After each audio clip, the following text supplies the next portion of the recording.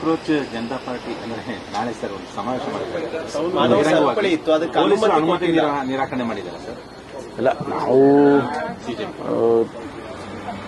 ಯಾವ ಉದ್ದೇಶಕ್ಕೆ ಮಾಡ್ತಾರೆ, ಒಂದು ಸಮಾವೇಶ ಮಾಡುವಾಗ ಯಾರೆಲ್ಲ ಇನ್ವಾಲ್ವ್ ಆಗ್ತಾರೆ ಇದೆಲ್ಲ ಅವರು ಪರಿಶೀಲನೆ ಪೊಲೀಸ್ನವರು ಅನುಮತಿಯನ್ನು ಕೊಡೋದು ಬಿಡೋದು ಅವ್ರಿಗೆ ಬಿಟ್ಟಿದ್ದು.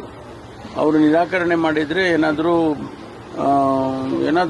ಅಂಶಗಳು ಇರಬೇಕಲ್ಲ. ಮೊನ್ನೆ ಒಂದು ಕಾರ್ಯಕ್ರಮದಲ್ಲಿ ಸಿದ್ದರಾಮಯ್ಯನವರು ಕೂಡ ಕಾಂಗ್ರೆಸ್ ಅವರು ಕೂಡ ಬೆಂಬಲ ಕೊಟ್ಟಿದ್ದಾರೆ.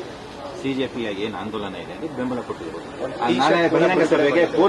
ಪೊಲೀಸ್ನವ್ರು ಮಾಡೋ ಕೆಲಸ ಪೊಲೀಸ್ನವ್ರು ಮಾಡ್ತಾರೆ, ಪೊಲಿಟಿಷಿಯನ್ಸ್ ಮಾಡೋ ಕೆಲಸ ಪೊಲಿಟಿಷಿಯನ್ಸ್ ಮಾಡ್ತಾರೆ. ಈಗ ಕಾನೂನು ಸುವ್ಯವಸ್ಥೆಯನ್ನು ಕಾಪಾಡೋದು ಯಾರ ಕೆಲಸ? ಯಾವುದೇ ಸರ್ಕಾರ ಇರ್ಬೋದು, ಯಾವುದೇ ಪಕ್ಷ ಅಧಿಕಾರದಲ್ಲಿರ್ಬೋದು, ಅವ್ರಿಗೆ ಜವಾಬ್ದಾರಿ ಇದೆ.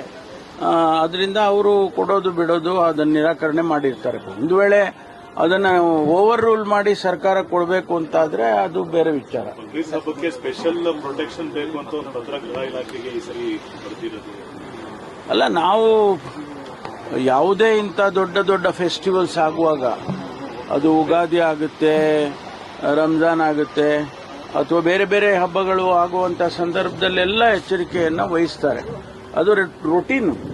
ಬಟ್ ಬೇರೆಯವರು ಯಾರಾದರೂ ಕೂಡ ಇಲ್ಲ ನೀವು ಎಕ್ಸ್ಟ್ರಾ ಎಚ್ಚರಿಕೆ ವಹಿಸಬೇಕು ಅಂದಾಗ ಅದನ್ನು ಮಾಡ್ತಾರೆ. ಸರ್, ಈ ಸಂದರ್ಭದಲ್ಲಿ ಯಾಕೆ ಪತ್ರ ಬರೆದಿಲ್ಲ? ಅವ್ರಿಗೇನು ಆತಂಕ ಇದೆಯೋ ಗೊತ್ತಿಲ್ಲ. ಅದನ್ನ ಅವರು ಪತ್ರ ಬರೆದ್ರೆ ಅದಕ್ಕೇನು ರೆಸ್ಪಾಂಡ್ ಮಾಡಬೇಕು ಪೊಲೀಸ್ ಇಲಾಖೆ ಮಾಡುತ್ತೆ. ಲಾಡ್ಲೆ ಮಾಶಾಕು ಕೇಸ್ ವಾಪಸ್ಸು ಕಾನೂನು ಪ್ರಕಾರ ನಾವು ಪ್ರಶ್ನೆ ಮಾಡ್ತೀವಿ, ಕೋರ್ಟ್ನಲ್ಲಿ ಕೇಳ್ತೀವಿ ಅಂತ ಹೇಳ್ತಾ ಇದ್ದಾರೆ ಬಿಜೆಪಿ ಅವರು. ಹಿಂದೂ ಪ್ರಸಾರ ಅದು ಅವ್ರಿಗೆ ಬಿಟ್ಟಿದ್ದು. ನಾವು ಅದ್ರ ಬಗ್ಗೆ ಹೆಂಗೆ ಅವ್ರಿಗೆ ಬುದ್ಧವಾದ ಹೇಳಕ್ಕಾಗುತ್ತೆ? ರಾಜಕಾರಣ ಮಾಡ್ತಿದ್ದಾರೆ. ಅಲ್ಲಲ್ಲ, ನೋಡಿ, ಕಾಂಗ್ರೆಸ್ ಪಕ್ಷ ಈ ದೇಶದಲ್ಲಿ ಎಲ್ಲರಿಗೂ ಸರಿಸಮಾನವಾಗಿ ನೋಡ್ಕೊಳ್ಬೇಕು ಅಂತ ಸಂವಿಧಾನದಲ್ಲಿ ಏನಿದೆ ಅದನ್ನೇ ಮಾಡ್ತಾ ಇರೋದು. ಎಕ್ಸ್ಟ್ರಾ ಏನು ಮಾಡೋದಿಲ್ಲ. ಯಾರು ಹಿಂದುಳಿದಿದ್ದಾರೆ, ಯಾರು ಸಮಾಜದಲ್ಲಿ ತುಳಿತಕ್ಕೆ ಒಳಗಾಗಿದ್ದಾರೆ, ನಿರ್ಲಕ್ಷ್ಯಕ್ಕೆ ಒಳಗಾಗಿದ್ದಾರೆ, ಅವರಿಗೊಂದಿಷ್ಟು ಕಾರ್ಯಕ್ರಮಗಳನ್ನು ಕೊಡೋದು ಕಾಂಗ್ರೆಸ್ಸಿನ ಕೆಲಸ. ಅದು ಇವತ್ತು ಹೊಸದಾಗಿ ಮಾಡಿಲ್ಲ. 47ರಿಂದ ಕೂಡ ಅದೇ ಕೆಲಸವನ್ನ ಮಾಡ್ಕೊಂಡು ಬಂದಿರೋದು. ಸರ್, ರಾಜ್ಯಸಭೆಯ ಎಲೆಕ್ಷನ್ ಅಧಿಸೂಚನೆ ಹೊರಡಿಸಿದ್ದಾರೆ ಸರ್. ಈ ಅಂಕಿ ಎಲೆಕ್ಷನ್ ನಡೆಯುತ್ತೆ, ರಾಜ್ಯಸಭೆ ಚುನಾವಣೆ ನಡೆಯುತ್ತೆ, ಸಂಪುಟ ಪುನಾರಚನೆ ವಿಳಂಬ ಆಗುತ್ತಾ ಅಂತ ಚರ್ಚೆ ನಡೀತಾ ಇದೆ. ಅಲ್ಲ, ಇದು ಅದರ ಸೆಲೆಕ್ಷನ್ಸು ಮತ್ತೊಂದು ಇದೆಲ್ಲ ನಮ್ಮ ಅಧ್ಯಕ್ಷರು, ಮುಖ್ಯಮಂತ್ರಿಗಳು, ಹೈಕಮಾಂಡ್ನವರು ತೀರ್ಮಾನ ಮಾಡ್ತಾರೆ. ಇದು ರೂಟೀನ್ ಅಲ್ವಾ, ಇದ್ರ ಪಾಡಿಗೆ ಇದು ನಡೀತಾ ಇರುತ್ತೆ. ಕೆಲವು ಸಚಿವರು ಶಾಸಕರುಗಳು ಈಗಾಗಲೇ ಡೆಲ್ಲಿಗೆ ಹೋಗಿದ್ದಾರೆ. ಇನ್ನೊಂದಷ್ಟು ಜನ 28-29 ಹೋಗ್ತಾರೆ. ಪುನಾರಚನೆಗೆ ತೀವ್ರವಾದಂತಹ ಒಂದು ಒತ್ತಡ ಆಗ್ತದೆ. ಅಲ್ಲ, ಅವ್ರು ಮಾಡೋದ್ರಲ್ಲಿ ತಪ್ಪಿದೆ ಅಂತ ನನಗೇನು ಅನ್ಸಲ್ಲ. ಅವರು ಕೇಳೋದ್ರಲ್ಲಿ ನಮಗೆ ಮಂತ್ರಿಗಳು ಮಾಡಿ ನಾವು 3 ಸಾರಿ ಗೆದ್ದಿದ್ದೀವಿ, 2 ಸಾರಿ ಗೆದ್ದಿದ್ದೀವಿ, 4 ಸಾರಿ ಗೆದ್ದಿದ್ದೀವಿ ಅಂತ ಹೇಳೋದ್ರಲ್ಲಿ ತಪ್ಪೇನಿದೆ. ದೇರ್ ಆಲ್ಸೋ ಅವ್ರಿಗೂ ಸಾಮರ್ಥ್ಯ ಇದೆ. ಆದರೆ 15% ಅಷ್ಟೇ ನಾವು ಮಿನಿಸ್ಟರ್ಗಳನ್ನ ಮಾಡಬೇಕು ಅಂತ ಇರುವಾಗ ಸಂಖ್ಯೆಗಳು ಕಡಿಮೆ ಇರುತ್ತೆ. ಅದು ಹೈಕಮಾಂಡಿಗೆ ಬಿಟ್ಟಿದ್ದಲ್ಲ. ಪೋರ್ಟ್ಫೋಲಿಯೋ ಚೇಂಜ್ ಆಗಬೇಕು ಅಂತ ಕೇಳ್ತಿದ್ರಿ ಯಾರು?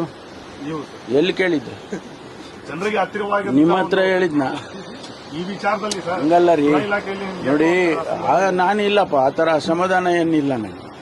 ನಾನು ಸಮರ್ಥವಾಗಿ ಗೃಹ ಇಲಾಖೆಯನ್ನ ನಡೆಸಿದ್ದೇನೆ. 8 ವರ್ಷ ಆಗ್ತಾ ಇದೆ. ಅಂದ್ರೆ 3 ವರ್ಷ 2 ವರ್ಷ ಎಲ್ಲ ಒಟ್ಟಿಗೆ ಸೇರಿದ್ರೆ 8 ವರ್ಷ ಆಗ್ತಾ ಇದೆ ಗೃಹ ಇಲಾಖೆಯಲ್ಲಿ. ನನಗೆ ಬೇಸರ ಏನಿಲ್ವಲ್ಲ, ಬೇಸರ ಏನಿಲ್ಲ. ಇದ್ರ ಜೊತೆ ಹೆಚ್ಚುವರಿ ಖಾತೆ ಕೊಟ್ಟರು ನಿಭಾಯಿಸ್ತೀನಿ. ಏನ್ ಕೊಟ್ಟರು ನಿಭಾಯಿಸ್ತೀನಿ ರೀ.